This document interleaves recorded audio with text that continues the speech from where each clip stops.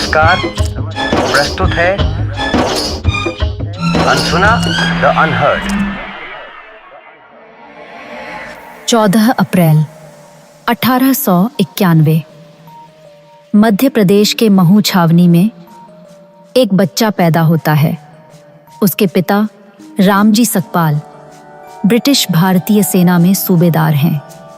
उसकी मां भीमाबाई एक साधारण महिला जिनके हृदय में असाधारण विश्वास है। वो बच्चा है भीमराव। महार जाति में जन्मा, अछूत। जिस दिन उसने आंखें खोली उस दिन भारत पहले से तय कर चुका था कि वो कितना जी सकता है, कहाँ बैठ सकता है, कहाँ पानी पी सकता है। मैं उस घर में पैदा हुआ जहां मेरे पिता ने देश की सेवा की, लेकिन उस देश ने मुझे एक ही चीज दी जन्म लेते ही, वो दाग जो मैंने खुद नहीं चुना, जाति जो मेरे खून में नहीं थी लेकिन दुनिया की नजरों में थी। सन 1900 रामजी सकपाल अपने बेटे को सतारा के एक सरकारी स्कूल में दाखिल कराते हैं। लेकिन स्कूल में दाखिला लेना और स्कूल में इंसान की तरह बैठना, ये दो अलग बातें थीं। भीमराव को अपने सहपाठियों के साथ बैठने की अनुमति नहीं थी।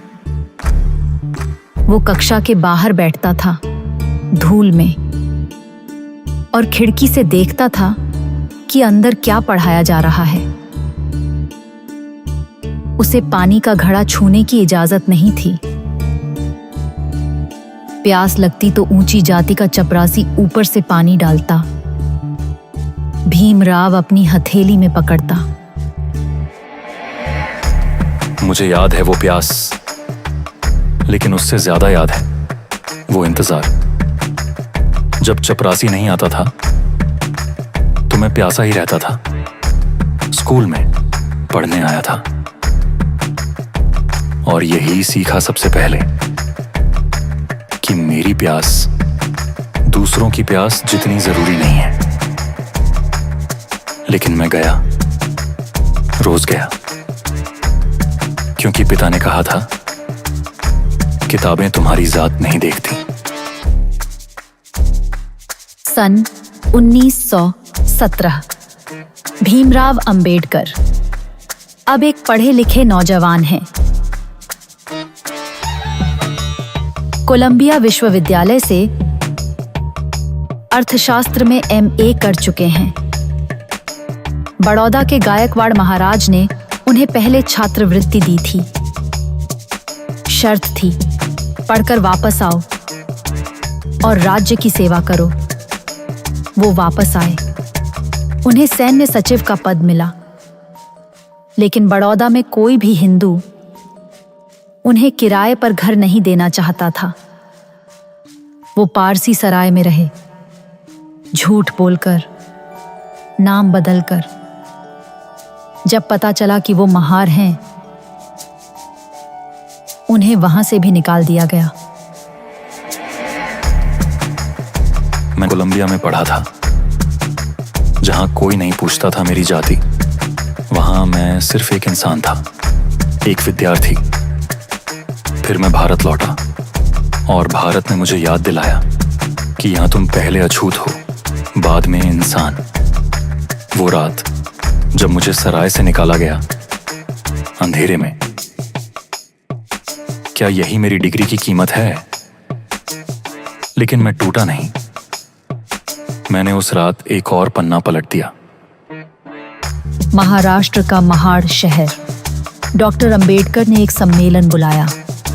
मांग एक ही थी कि चौदार तालाब से, जो सार्वजनिक है, अछूत भी पानी पी सकें। हजारों लोग आए। अंबेडकर आगे बढ़े और उन्होंने पानी उठाया। बस इतना ही। लेकिन उस एक घूंट के लिए जवाब में आई हिंसा। ऊंची जाति के लोगों ने हमला किया। घर जलाए गए, लोग मारे गए। एक तालाब का पानी इतना महंगा था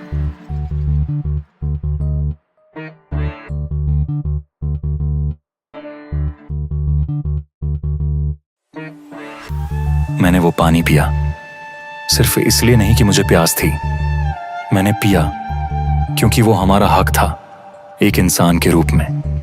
उस दिन मैंने पूरी दुनिया को दिखाया कि जो पानी तुम हमें हजारों साल से रोक रहे हो, वो हम लेकर रहेंगे, क्योंकि इस धरती पर जन्मे हर इंसान का अधिकार है कि वो प्यासा न मरे। 1946 भारत आजादी की कगार पर है। अंबेडकर को संविधान सभा की मसौदा समिति का अध्यक्ष बनाया जाता है। वो बीमार हैं, डायबिटीज, आंखों की रोशनी कम हो रही है, लेकिन वो रातों को जागते हैं। 300 से ज्यादा बैठकें, 2000 से ज्यादा संशोधन। हर अनुच्छेद में उन लाखों लोगों की आवाज है जिनकी आवाज कभी सुनी नहीं गई। वो संविधान एक किताब नहीं थी, वो एक वादा था उन सब से जो सदियों से इंतजार कर रहे थे। मैंने हर शब्द सोचकर लिखा। जब मैंने समता लिखा, मेरे सामने वो बच्चा था जो कक्षा के बाहर धूप में बैठकर पढ़ता था।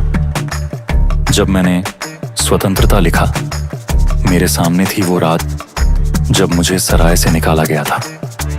जब मैंने बंधुता लिखा, मेरे सामने थे वो सब लोग जो आज भी अदृश्य हैं। यह संविधान मेरी प्रतिशोध की किताब नहीं है, यह मेरी उम्मीद की किताब है।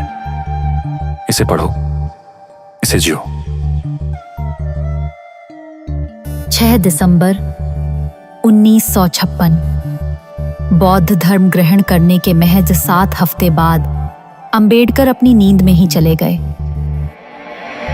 मैं जानता था मेरे पास वक्त कम है, लेकिन मैंने हर पल जिया पूरी तरह।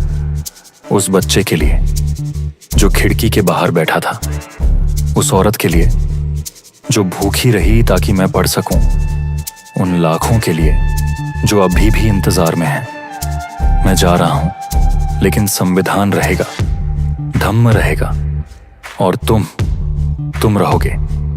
बस एक बात याद रखना, शिक्षित करो, संगठित करो, संघर्ष करो, क्योंकि आजादी मांगने से नहीं मिलती, वो जीनी पड़ती है।